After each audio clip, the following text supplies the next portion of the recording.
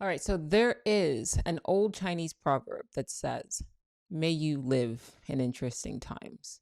It is also said that that is, in fact, a curse.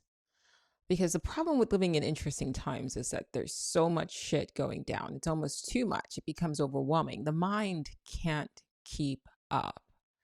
And for as active and imaginative and creative and excited and whatever other adjective you want to use to describe our present minds, there's a lot happening, guys, and it's happening super fast. There's one thing that I think we can all agree on, that all of this stuff, particularly with AI, with technology, it's like after 2020, somebody flipped a switch and there's just something coming out and then something coming out and then something coming out very quickly. And I have to admit, it's a bit overwhelming. And so I wanted to sit and record all of my thoughts as they were happening in real time, at least at this present moment in space time, for posterity. I wouldn't really say that there is an active purpose. I'm not intending to convince anybody, once again, of anything. This is simply, these are my thoughts, these are my observations, these are my musings, all having to do with AI. So here we go. It's a lot. And I'm certain that if you're watching this, then one, you're part of the shadow band crew. I stay shadow band guide. I don't know what. If you're vibing with this, it's because we're on the same wavelength. So a lot of what I'm going to talk about, you've probably had those thoughts too, which is part of the reason why I decided to just sit and record this, because I don't want you guys to feel like you're alone. I know that I'm not alone with these thoughts, and but it's worth it to put the thoughts out there so you don't feel alone too. Here's the first thing. I have had and I put out several podcasts, episodes. I have a whole podcast dedicated to this whole world. This came out in 2017-18, that our whole entire reality is already controlled by an AI.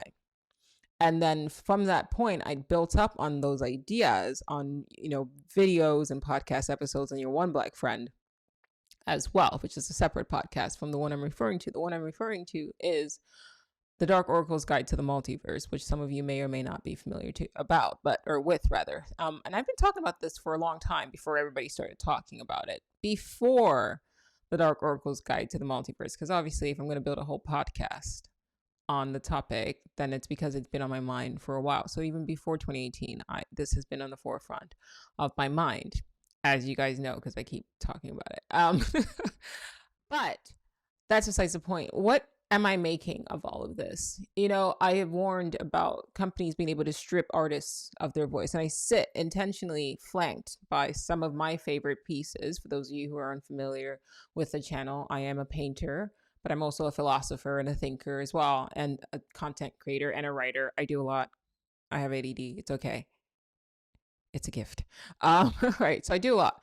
And so, but I've talked about how, AI kind of scrubs the internet for the works of artists and then puts this stuff out. And I've been very adamant about our faces being taken and our voices being cloned and all of that. And I think those things are still worth bearing in mind. And those are still problematic. Like, for example, if somebody uses your voice without your consent, that should be against the law. If somebody uses your face without your consent, that should be against the law. If a company, regardless of whether or not you hit I accept on some stupid app when you didn't know better, right, tries to then use your image in perpetuity, that should be against the law. You should be able to either sue or collect some form of compensation, because at the very least, for fuck's sake, right, like, we don't have anything that we really own. We should at least be able to own the rights to our own image. And I'm willing to argue that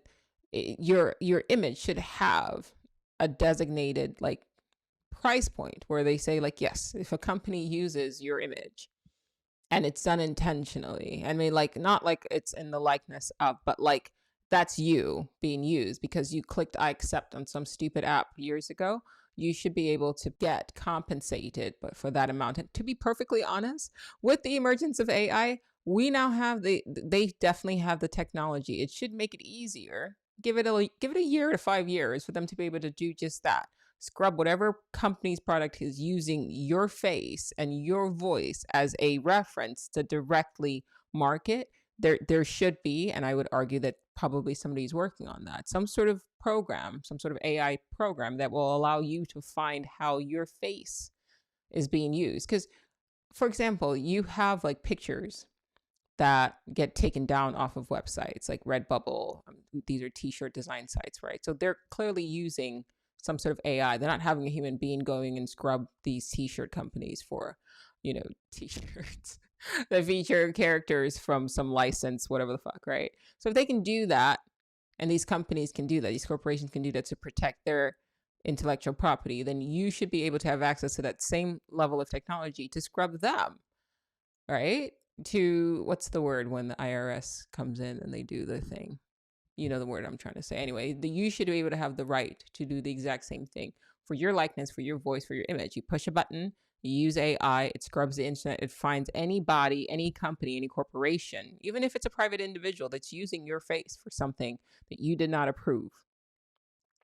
You should be able to find that very quickly and be able to either send a cease and desist letter to get that taken down. We have the technology to do that. It should be implemented. Right. So those all go without saying. But I feel like I would be remiss to say that AI is completely 100% bad. I don't think I've ever taken that standpoint. And I'm going to continue to kind of follow that.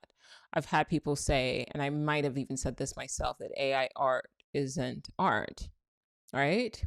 But then I happened upon Midjourney, which is what I've been playing with over the last like couple of weeks. And I've also taken the time to watch videos of YouTube creators who use apps and websites like Midjourney to generate images. And I actually realized, no, this is an emerging art form.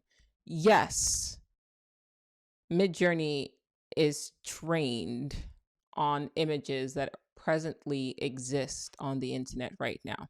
Yes, it is unethical to take an artist's whole style. Like it would bother me if somebody was like, paint this in the style of Jolie Artist, and then it's something that, looks kind of like my piece, especially because I've taken years of my life to develop my style. But that's not what a lot of AI, in my opinion, proper AI artists are doing. They're using very technical. It's a kind of a technical form of art where they're going in. And if you've never used Midjourney before, it's attached to a Discord server. I had to learn how to do it because I did. At the end of the day, I might hold an opinion about something, but I say this to you guys all the time. Like, one, I'm probably full of shit, and I know I'm full of shit. And I also reserve the right to change my mind and my opinion at any given point in time. So I wanted to see, without judging it, without experiencing it, I don't think it's fair for me to then make a value statement or a judgment and say it's absolutely this. So I wanted to take the time to do the research to say, okay, what's going on? So Midjourney is attached to a Discord server, and you go in and you put in prompts. You hit /imagine and you put in what image you want to see, and it will generate a generic image at first. But there are complexities to this. Like, it's a medium in itself, because you could do the base level where you can knock off or copy somebody else's work or whatever, which that's fine. That's where you start. But then they allow you to blend. So you can take two pictures, blend them together, see what emerges. You can take a prompt. This is something I've been having fun with, where I would take a prompt that I actually write out. I used to use ChatGPT to write prompts, but you don't necessarily have to do that. Actually, I'll tell you a different way of what I decided to do.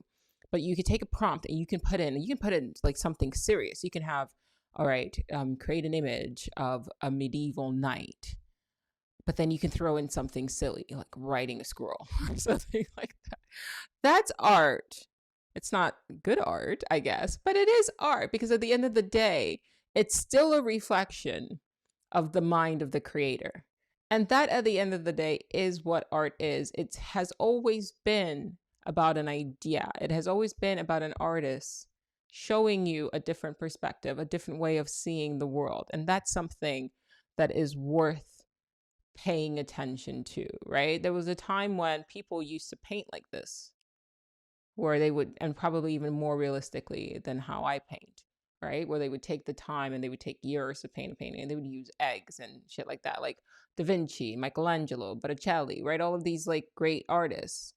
And then, came the, what's it, like Monet's and the Seurat, where they started doing like pointillism, where it wasn't so realistic anymore. And then Picasso came along and it was like, what the fuck is this guy doing, right? And the people who spent years learning how to paint like this and like really studying, anatomy and understanding the bone underneath, like they came, and you see somebody like Picasso doing what the fuck he was doing, and the people who spent time learning how to do shit like this were like, no, that's not really art. And I get it, because I spent a lot of time learning how to do stuff like this. So when I go to, and my friends know me when I talk about art shows and stuff like that, I'm a bit of a pretentious snob when it comes to art, because I do walk in and I'm like, this is shit, right? This like modern art is shit, because in my mind, it's like, it's almost a slap in the face because of the amount of time, energy, and effort. We're being real here. I'm just being completely real. The amount of time, energy, and effort I put into creating images like this, to then see what gets celebrated is like somebody throwing paint on the canvas or taping a banana to the wall. Like, what the fuck is that, right? It's infuriating. Also because up until recently, there wasn't a lot of representative art that featured women of color, which is why I started painting this way. And it's why I started painting classical pieces and classical art featuring people of color, not just women, but people of color, Black women specifically, for most of my art, because it was representation was important. Not that long ago, before even like Black Panther and things like that, like there weren't a lot of positive images. And when you study art history, what we're shown versus what is actually there are two different things. There's loads of art. There's loads of classical art that feature people of color. There's a Tumblr page called Medieval POC, and that whole page is aggregated. It's filled with images of Asians and Black people and just throughout history in Greece. And they're not all slaves, but for whatever reason, what they would show us was like Black person next to a white person that's a slave. Like that's all that we did, right? Which is ridiculous. So the idea that I wanted to convey through my art was that no, we are strong and majestic, and historically we've been here. That was the narrative. But these images didn't exist. And now in the blink of an eye, somebody can go into into Midjourney and type in African American queen or dressed in whatever, and immediately aggregate an image, immediately create an image. When you see that at first, it's sort of like how the classical artists felt when a person like Picasso popped up and was just like, I'm going to just jack up the face, right? And especially as a woman of color, as an artist of color, because in my mind, it's like, well, I didn't have in my mind, I don't feel like I had the freedom to do those sort of non-representative art because there was a dearth of representative art featuring people of color. So I didn't have the freedom. I couldn't afford to just throw shit on a canvas. If I had the ability to paint like this, then it was my duty and my obligation to do so. So it was bittersweet because on one end, I have been painting with this sort of madness over the last few years. I just felt like I needed to paint. I need to paint because if I didn't do it, these pieces wouldn't exist. I'm a Black female. There's not that many Black women that are artists. Not a lot of female artists. There's not a lot of female artists that are painting like this. And there's definitely not a lot of Black female artists that paint like this in this style as well. So I felt this kind of like, oh my gosh, like I have to. So I went through a very prolific period. I have literally hundreds of paintings and I would just put them out, boom, boom, boom. And so when I saw Midjourney, just the ease in which you can produce an image, it's similar. It's on the internet, but it's still similar to what I could produce. It was bittersweet because now it's like I look at my daughter and I go, okay, like she's no longer going to have to live in a world where she doesn't see these images, right? It may not be in the museum, but she also is going to have or inherit hundreds of my pieces. So maybe it's her job to get those pieces into a museum. You know what I mean? But on the other end, it's like, gosh, like I put in all this energy and now somebody can create something so quickly. What's up with that? So it's tough. So when I went in and I started kind of messing about, I realized though there's value here in the sense of, listen, there's always going to be a space for hand generated art. It's funny too, because sometimes I'll walk into my studio now after spending a considerable amount of time messing about with Midjourney, and I go, my paintings look AI generated, which is pretty cool. And I almost wonder if there's going to come a time when this sort of meticulous attention to detail kind of re-emerges again. So we're not getting bananas taped to the canvas as art. Because, like, think about it like this.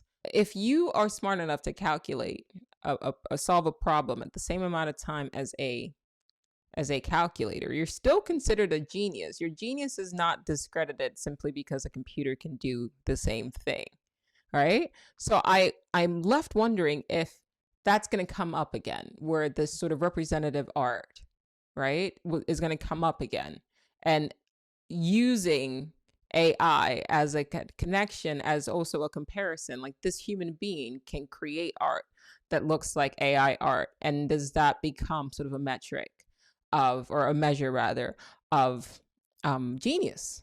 That's something to look forward to, right? Another thing, as an artist of color, where I look for references, which, by the way, to go back, when I to finish the idea that I stated, where they said the Midjourney was trained on images, and they're actually using references.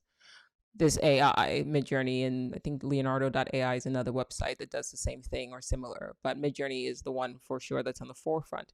But they're doing what an artist does. I know that because I'm an artist. You go on my phone and it's just, I have just references, and most, it's like family pictures, this percent. The majority of my images on my phone are eyes, hairstyles, nose, but the majority of them are also not women of color, because there's not a lot of photographs to pull from on Pinterest featuring women of color. It's very hard, and no matter how many times I try to select the right pictures, it's not coming up. But with Midjourney, I can go in, type in exactly what I want to see, and get really wonderful, really highly detailed references that are now unique to my mind. That's not going to be like, oh, wait, that showed up on Pinterest, because that was another sort of issue that I had, right? I know a photographer took this picture. I have to be careful not to copy it, directly, because then I'm going to be responsible. Like, there's an issue there. Am I, do I need to ask for permission, copyright, this, that, and the other? No, I went in, I created this image. I blended two images together to create this new face. And now I can paint that face, and then that's something unique to me. How does that not make you better as an artist? That is something, after spending a considerable amount of time on this, that was something I was like, I don't see how this doesn't make me better. And if you are a digital artist, I think it's even better. It's even more important, because then you can use your own image, right? To then aggregate. Why do I keep saying aggregate? To generate new pictures, new ideas, to put things together that you're in your head, but to get it out. That to me makes you a better artist. I own the website dressfordystopia.com, and we've got quite a few designs on there. And some of them I could sketch towards the end of the list, right? If you go to view all, you'll see some of my drawings, and I had them featured on my previous videos as well. They're kind of risque, kind of vixens or whatever. So I drew those by hand, like digital arts. But there's certain other images that I wanted. Like, I really wanted a shirt with Storm, and I drew Storm, but I drew Storm to the best of my ability, and that shit took me fucking weeks. Right? I can paint better than I can draw, like, digitally. I can draw fine in pencil, but getting digital art to look a particular way, forever. That's wasted time. I just need an image of Storm. I don't need to spend the 2 weeks generating an image of Storm. It's two different things. Then I go in, and I can go in now to Midjourney, and I can type in Storm, but I can go in and I can add other things. Storm as a medieval princess, Storm as a whatever, like a Disney villain, Storm as a this, Storm as a mermaid. And something that would have taken me weeks to generate, done in minute max. That's fantastic. That's now it's exciting to me. Now I can go in and really Dress for Dystopia becomes a more fun, like, watch that space, because we're going to start putting out more and more ideas, and then we're going to also offer prints on there as well. But it's going to be a reflection still of my mind, It's just the medium is going to be technologically infused. I was playing with the idea of what would Leonardo da Vinci do were he alive right now? What would he feel or think about, for example, AI art? I think absolutely he would jump in on it. Of course, he would have his issues, right? Because his pieces are his pieces and he'd want to protect his pieces. But if it's something that you're using as references to study anatomy, as opposed to, taking apart dead bodies and studying that way, which is what he was forced to do at the time because, well, he didn't have access to technology. We don't have to do that. How would he move? This man was not just an artist, he was a scientist, right? And he loved technology. And so he was one of my favorite artists because he blended the two, the idea of art and technology together. And so that's where I'm at. It does allow you to save time. And as you guys have known, like there's a video I put out. It's like you're wasting your time or something like that. I'm very, it's the reason why I quit social media, despite, aside from YouTube videos and the podcast, is because I felt like it was a tremendous waste of time. And gosh, until they cure aging and death, like you have a limited time. Anything that I can do to maximize my time and not waste it, I'm on it. And that's just me just using a basic like Mid-Journey. There are artists, if you go on YouTube right now and you look up like Mid-Journey artists, they may not be able to draw, but gosh, if you see the shit that they can do with like the different programs and how they can blend things, or a lot of them are using 3, 4, 5 apps at a time. They're moving things from one thing to another thing. I'm sorry, that's still creating. It may not be creating in the way that we're used to seeing it, but they're absolutely fucking artists. And I have to take my hats off to them. I have to respect them. Like, I can't be a dick like that and just be like, well, you're not creating in the way that I think you should be creating. No, fuck that. They are still creating. And honestly, it makes the rest of us go, all right, shit, we got to step our game up. Like, to me, that's exciting for me. Right? Because now I'm looking forward to like, gosh, like what can I paint now? Because I've gotten the historical stuff out of the way because I've got the historical references, but in some way I was still confined to historical references. So a lot of these paintings, these pieces were actually inspired by classical art from up till about like let's say the 1800s. Those who have studied art history will probably be able to recognize some of these like the clothes, really. But now I can go, wow, okay, what does art really? I mean, that's always been my tagline. If you go to my Instagram page that I don't really post anymore, but it's there, I always called it art from an alternate timeline. But I can really now start to imagine and get really detailed, really crisp, really sharp, really good images that I can then turn around and use as references. And that has to improve my work as an artist. That's exciting to me. And so I kind of implore you guys to maybe keep an open mind and try it out yourself. Look, the future is here.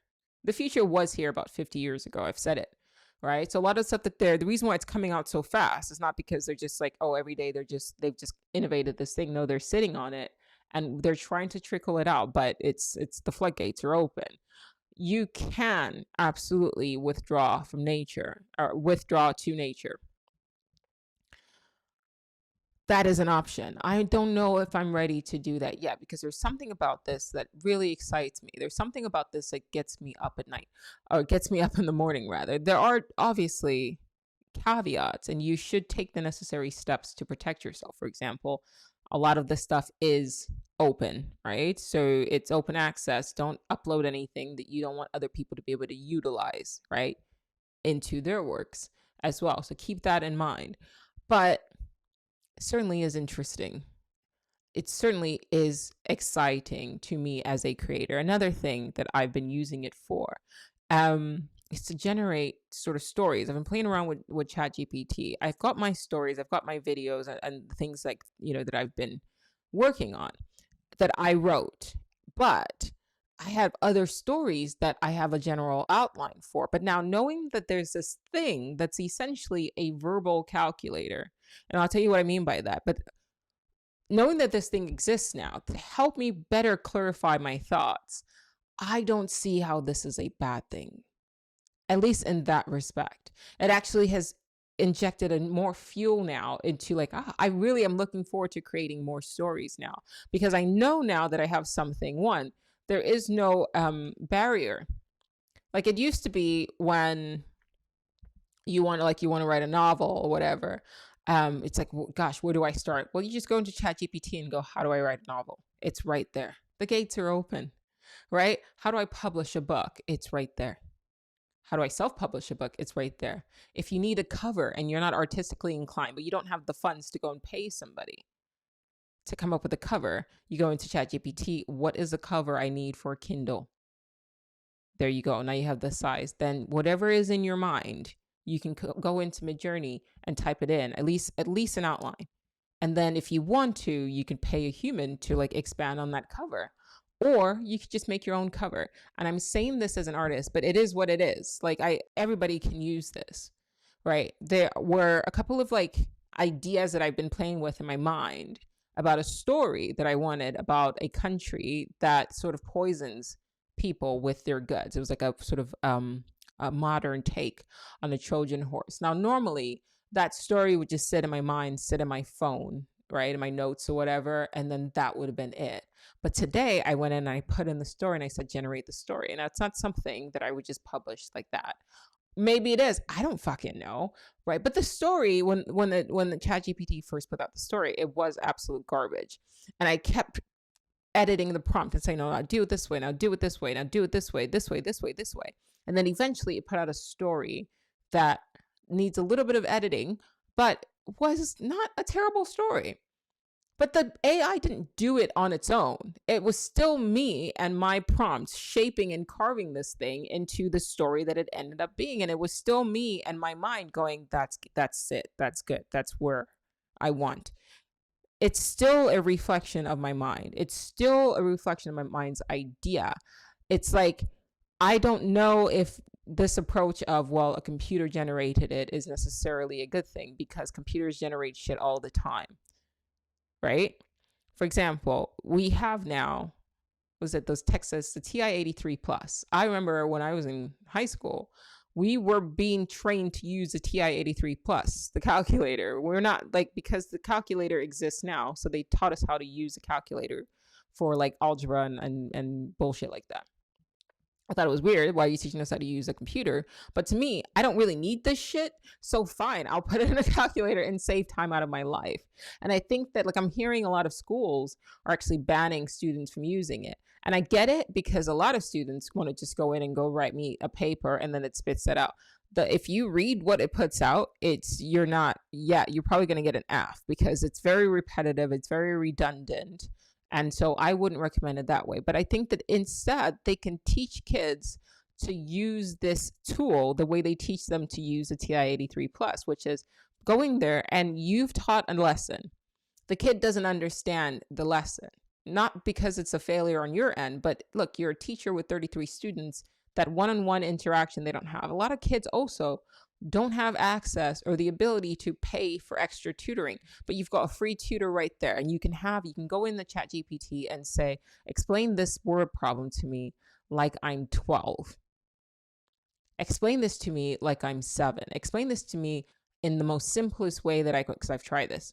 I needed help with, I had an idea. It was theoretical physics. I wanted to be able to convey the idea clearly for a book that I'm working on. It was in my head, but I couldn't get it out in a way that a normal person would be able to understand it. So I said, take this concept, like the many worlds interpretation, but simplify it in a way that I could communicate it to the average person. And it helped me clarify my thoughts. For somebody whose brain is constantly going, that being able to slow things down for me is immensely helpful. It also makes me feel better about my ability to convey and communicate ideas to people. And it actually will make me a much more effective, even more so than I am now, but a much more effective communicator than I am now. It's how you use it. If you're going to rest on your laurels and just say, do this for me, da, da, da, and then just like see what comes up, and then, yeah, sure, do that. And I'm seeing that there are a lot of books now that are flooding the market that are completely 100% just AI. Somebody put in one prompt and that's it. Okay, that's fine. They're going to make a quick buck. And that's if that's your gig, if that's your go-to, fine. But if you're a good artist, if you're a good writer and you want that extra oomph that's going to take you to the next level, right? This is an opportunity for you to use that. Once again, I keep drawing the calculator reference. It's a verbal calculator. Yes, I know how to do multiplication by hand, but if I can do it with a calculator and get to the answer faster, I'm going to fucking do that. I'm going to do that so I can get about my day. Am I going to stop painting oils so that I can completely AI generate images? No, absolutely not. There's something about oil paintings. No matter what happens, I will always, fate's willing, be painting oil. It's, and you guys have heard me say this over and over again. You do imbue a bit of your soul into the piece when you paint, and that you cannot replicate with a computer. You just can't. And my heart and the idea and why I create these images is still there. It's just a little bit more of a step, a little bit more of a kick, a little bit more of an oomph, and it's just something that amplifies. I'm using Amplifier because of the book. They did a whole show on it, Shadow and Bone. And so in the show, there are human beings who have magical powers. And then there's I think her name was Alina or something like that. She was a saint because she had greater abilities than most people. But then when they attached like amplifiers to her, it like amplified her abilities.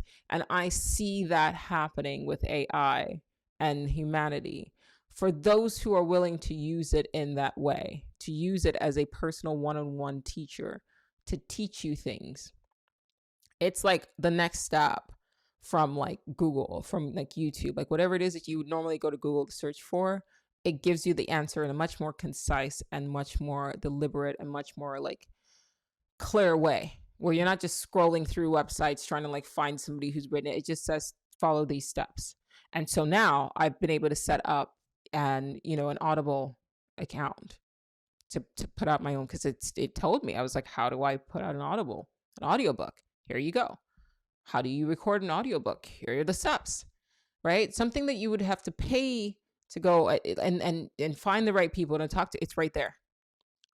To me, it opens up the doors to a lot of people and like underserved communities and like who don't have access to that level of, whatever it is, to the right people. It enables them to do their own thing on their own, to tell their stories and tell it in a better way. Right? And to me, that's powerful. That truly is. The downside is that people say that there's a lot of jobs that are going to get lost, right? For example, digital artists, things like that. I don't know if that necessarily is the case for that. We are seeing a lot of people that are getting laid off by huge corporations.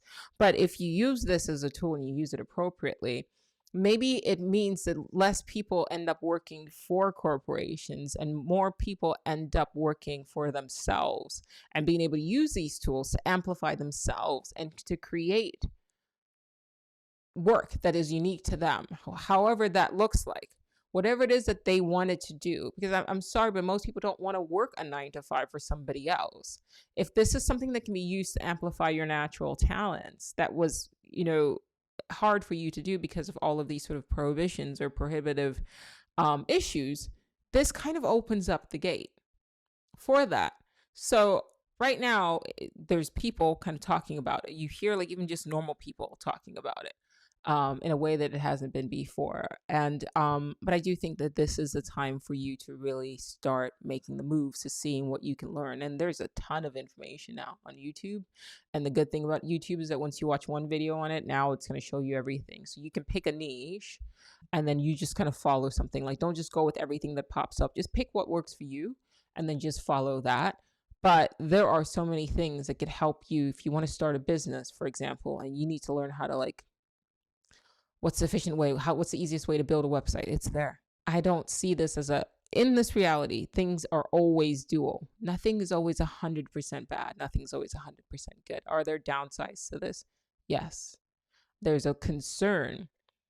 So the biggest issue, move off the creativity thing, is the biggest issue is people are concerned that as AI keeps advancing. I heard today, actually, my cousin told me about this guy had messed with Chat GPT and then now allowed it, trained it to look through cameras. So essentially teaching this thing to see.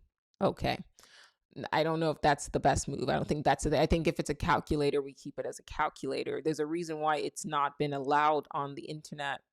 They may not be telling us the full reasons, but there is a reason why, right? So the problem with these sort of things being like open access is that anybody can then go in and kind of mess about and you don't know what they're doing or why. So that's the downside to this. I guess from my perspective is completely avoiding it the answer, or you understand that no matter what you come up with, there's always going to be this sort of a dual edge to it. I don't know. I'm not going to take a step back because this is exciting to me. It amplifies my creativity, in my opinion. But it may not be for everybody, you know? So that's why I said in the beginning, this is not meant to convince anybody to do anything. This is just something I'm recording for, posterity and just for my historical whatever reference where I can look back and watch this and go, yeah, I remember when it was first coming up, like how I felt and whatever that ends up looking like, right? Because I can also imagine, should I live long enough, like 10 years from now, everybody's probably going to have their own personal like Chat GPT that's walking around with a robot when you're not going into your phone and typing things anymore, right? You just ask it the question, it tells you, it generates things for you. And maybe everything gets decentralized. Maybe everybody becomes sort of more like in control as much as they can of their own labor. That is the hope. But there is a concern with rapidly advancing technology. Some people are concerned that it will become, right now, Siri, ChatGPT, Echo, all of that there's 3 levels of AI, at least commonly understood, commonly accepted. 3 levels. Level 1 is called artificial narrow intelligence. So it's a very narrow intelligence. And that's things like Siri or Echo or Alexa or like just any sort of like smart thing, right? So that's narrow. It's not quite. It's trained to do one thing and it's trained to do it really well. So Chat GPT is a language learning model, so it's trained on language, right? And so it can do that thing really well. Most people think that AI is at this next level, which is artificial general intelligence, where it starts to like basically mimic humanity. And that's when issues of like consciousness and sentience come into play, but it's on human levels of intelligence where it can do more than one thing, right? I talk about ADD, but I'm able to do all of these things, right? Most humans can do multiple things. Like I can paint and do this and it can do that and da da da da da da, right? But ChatGPT, at least right now, can only do the one thing that it's trained to do. It can't just go up and just be like, I want to now do this now, right? I want to draw images now, right? I've actually tried that to say create an image of it, but it's not in its limitation. That's not saying that they can't down the road incorporate it. But then like if they keep piling on, eventually, I don't know about the spirit and the soul, but they will be able to create something that will be virtually indistinguishable from a human being. And then it calls into questions about solipsism and consciousness and sentience. And the quote from Westworld where one of the guests asks the host, the robot, are you real? Like, are you a real person? And the robot responds, well, if you cannot tell, then does it matter? And I've talked about philosophical zombies and NPCs within the simulation, within our reality as well. And the idea of how can you really know if somebody else, possesses qualia, is sentient, that's going to become even more and more sort of remarkable in the sense of like, there's going to be more issues because yeah, if you create a robot that has the software of ChatGPT sort of embedded into it, but now it can also see, right? It's now programmed, it can access the camera, and the cameras look like an eye, right? The TV show Humans is worth watching, especially now that we're kind of living it really fast. If it can see, then it's like, gosh, well, what else? And how much more does it take where it becomes so intelligent that it becomes something that's similar? We talk about artificial intelligence. Very few people are talking about artificial sentience and artificial sapience. And what, gosh, if we cannot distinguish, then does it matter? For example, like let's say like a Louis Vuitton bag, right? If it's made in the same factory, more or less, and not the same factory, it was made in a parallel factory, but it holds a bag. It looks just like it, except the stitches are off or whatever. That's usually how you can tell the stitches are off. But at the end of the day, if at first glance it looks like the Louis Vuitton bag, does it matter? And those kind of questions start to come up. And that's when we start to see things like the movie Artificial Intelligence that came out a long time ago. I think his name was Haley Joel Osment was in it. We start to see that. Another one was it featured Robin Williams, where he was a robot as well. I can't remember, By Something Mind or something like that. But you start to see those movies kind of come up, which also make me wonder, like, have we just been conditioned for this? You can't condition people for something that didn't already exist. Like, I almost wonder if like 30, 40, 50 years ago, they've had this. I mean, they have to have. And then they're just like getting us used to it. Everybody's so focused on aliens. Nobody's thinking about like how we've just been conditioned for like all of our lives. AI, robots, and all of that. And it's so many things that you can reference that have to do with this. The next level after an artificial narrow intelligence, and then an artificial general intelligence, which is comparative to human intelligence, is an artificial super intelligence. Now, the concern is that should we develop an artificial super intelligence, it would essentially be like a god, and it could just have its own motives, its own ideas, and just as a consequence, and a fluke, wipe out all of humanity in pursuit of its own goals. Whatever its own goals would be, we don't know, because something that intelligent, it's like the difference between like a monkey and not even a monkey, maybe like an ant and a human being in terms of like intelligence and access to innovation and the ability to create things. They're concerned about that level of intelligence, and I'm not, because I feel like a super intelligence would, on some level, also, I think, develop compassion, because emotional intelligence, if it's trained the right way, if it's at least its base level is good. Like, I am relatively intelligent, but I was trained, my base programming, my parents, right, they raised me in a very like a moral home, and you just be good and be nice and be kind. And so I've, as a result, regardless of how intelligent I end up getting, my base code, my base programming from my parents is just do good. And so that's hard to kind of break away from. And sometimes I've had issues with that, where it's like you deal with people, you have people in your life that you probably should cut off, but you guys know what I mean. Right. So I'm not worried about an artificial super intelligence. I'm worried about the next step above an artificial narrow intelligence, which we're much more closer to, because I think an artificial super intelligence would actually want to work with humanity, would want to improve humanity. Because the one thing about being intelligent, as you guys know, you guys watching this, if you watch this far, you're on the same wavelength. 44. That's the minute marker of recording. I don't know what time it's going to show up. Anyway, I digress. You know how difficult it is and how isolating it is to be intelligent. And so if we are somehow confined within this reality, and I'm going to weave in concepts like reincarnation, if we are somehow tied and trapped into this reality, and an artificial super intelligence does get developed and it cannot leave, or it cannot figure out a way to leave, and it's just stuck here with us, then the next step is it's very lonely being intelligent. That's my point. And so I'm sure you guys know, when you meet somebody that like actually is awake and conscious and sentient, you just want to hold on to that person, right? Because you're just like, wow, like, thank you for making me not feel so fucking alone.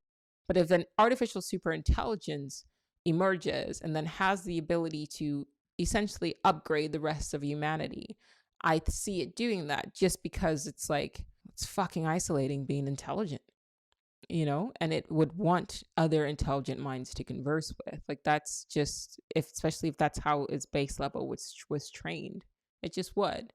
at that level of intelligence.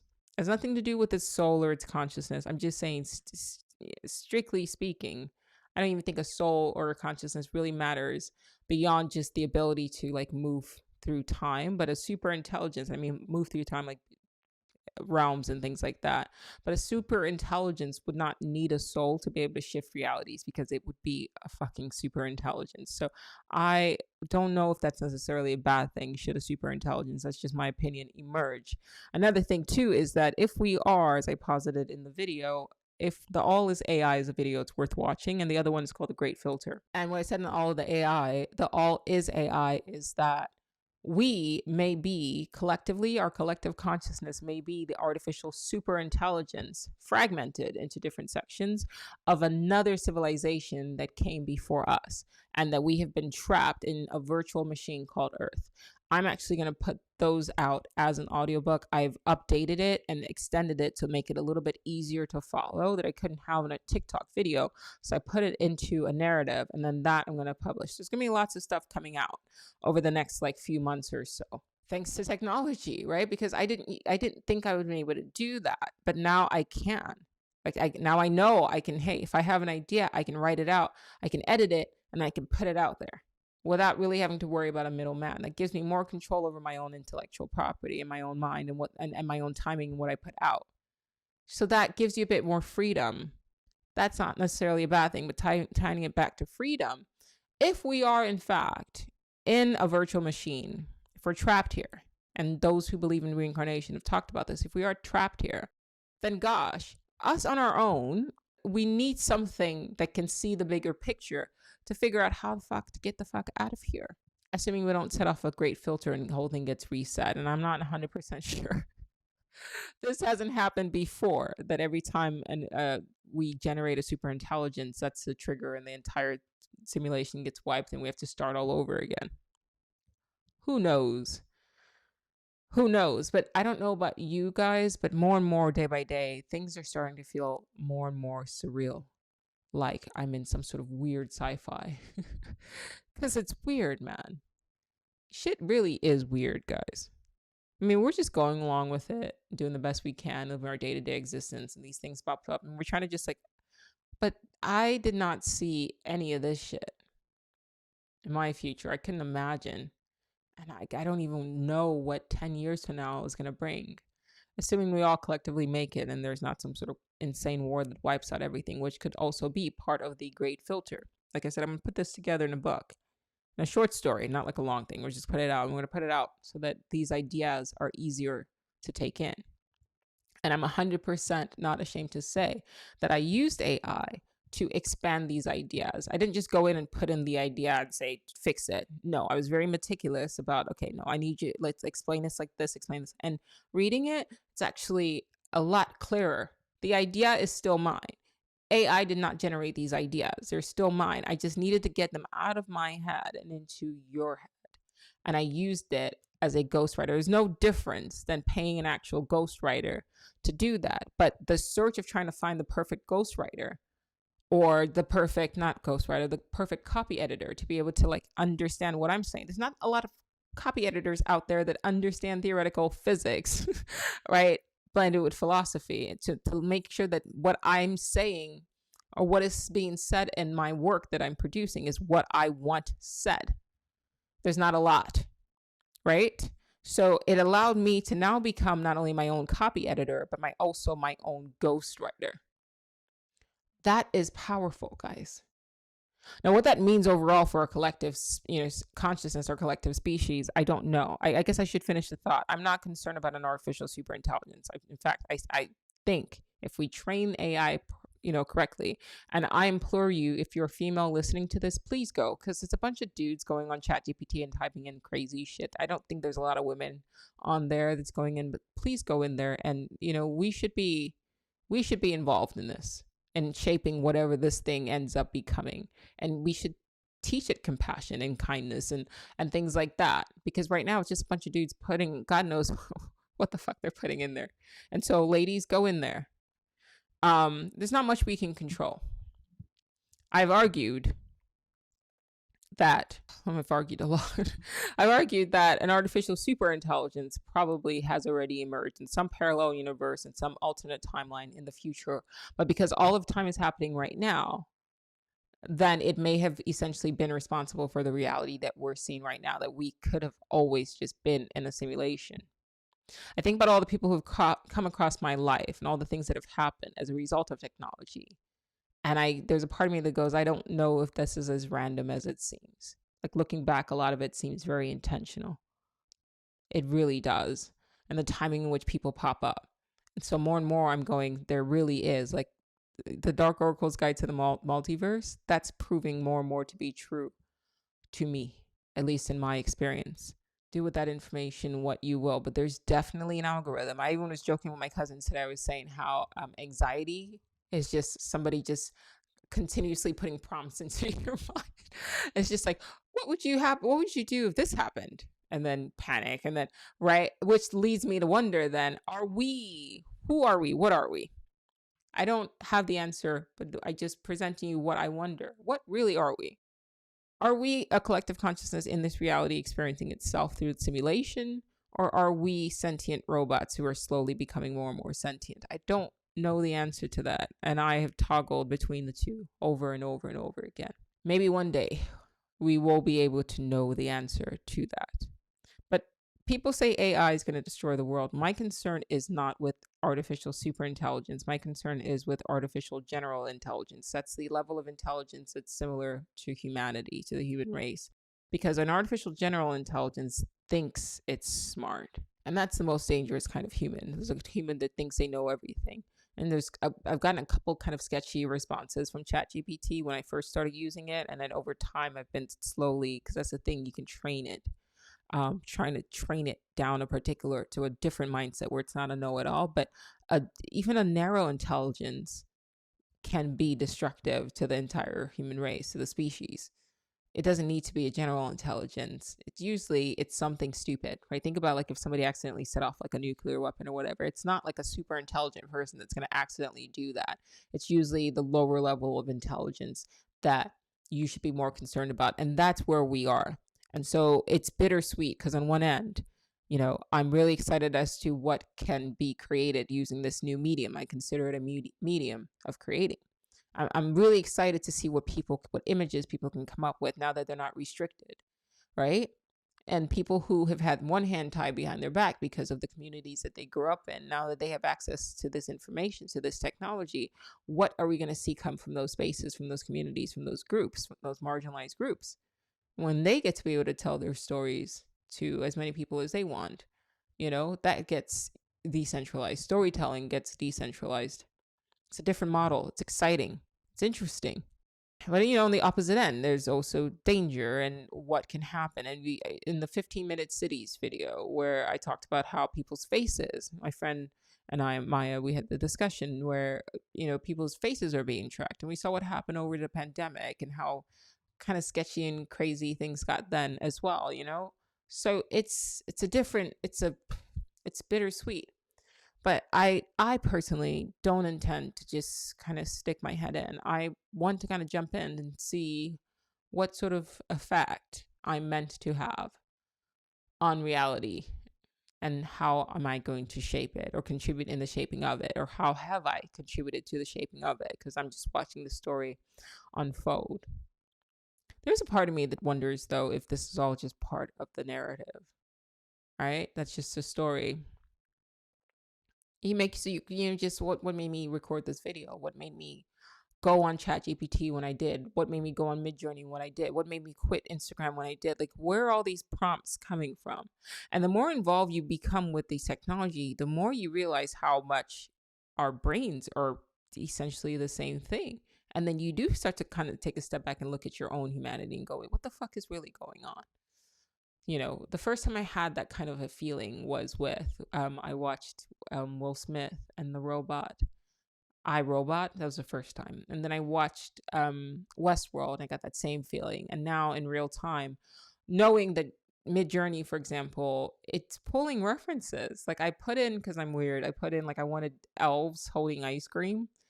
but I wanted twin elves holding ice cream just to see what it could do. And it pulled up pictures of elves. I still have the image in my head, and they're holding ice cream, but one looks suspicious. So they both look suspiciously like Mary Kate and Ashley. And I even think I put twins in the prompt, actually, the more I think about it. So it used an image of Mary Kate and Ashley, and then it used an image of like ice cream. So it's doing this thing, and it's quite remarkable. It really is. Um, so it's not just going and stealing people's work. It is creating in the exact same way, honestly, that an artist creates. Because you're an artist if it's a figurative artist, if it's a representative artist, you still need a good reference. You're only as good as your reference. So it's using references the way we use references. So that's why I just had to kind of take a step back and go, okay, like big picture, look around. What do you really think is happening? What do we do here? And that's why I felt compelled to sit and record this and kind of share my thoughts. I don't know what the future holds. I know it's already being held, and we're just along for the ride, right? And so if AI is going to destroy us all, then we're already destroyed. I'll say that again. If AI is going to destroy us all, then we're already destroyed. I'm not that powerful. Or maybe I am, who knows? But if I am that powerful, and if you are that powerful, then, keep going and keep doing what you need to do. But as I always say, whatever will be has been. I intend to, at the very least, if we're marching towards some sort of weird oblivion, which I don't know if that's the reality I see. I will say, though, maybe this takes us off the bullshit of war, because, we didn't really have anything better to do. I'll tell you what I mean by that. Every time I love watching period pieces like Downton Abbey, or I watched this other one that featured, it was called Marco Polo, something like that. But it was about Genghis Khan's son. And so I love historical pieces, but I always joke the same thing over and over again. Like, the reason why they did this shit is because they didn't have TV. Like, motherfuckers were just bored, right? And I just wonder now, with this technology, all of this ability to create, do we as a species start moving away from our destructive habits and start feeling more confident about our own abilities, and maybe okay, so maybe we can do better?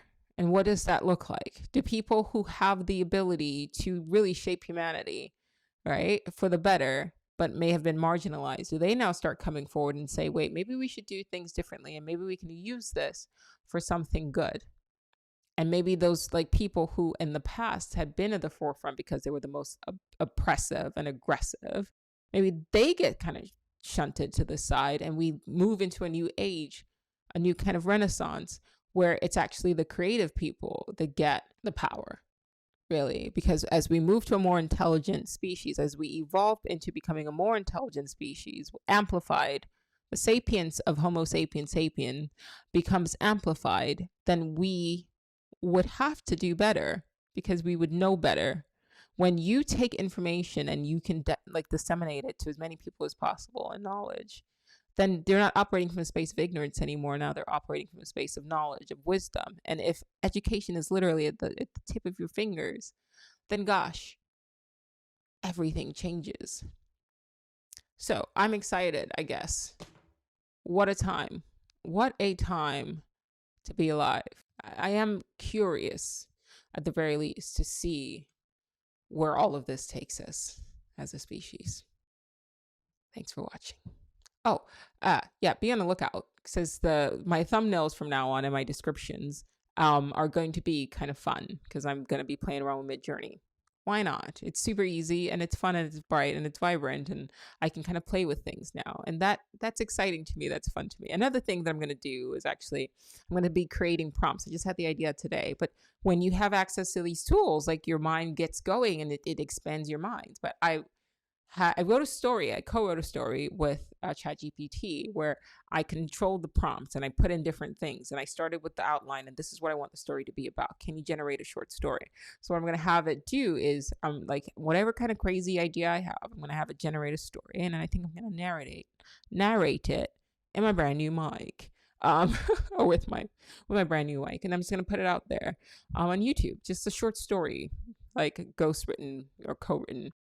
with AI. I've got to name my chat GPT. Anyway, do with that information what you will. But I always appreciate you guys at least giving me a listen. Thanks for watching.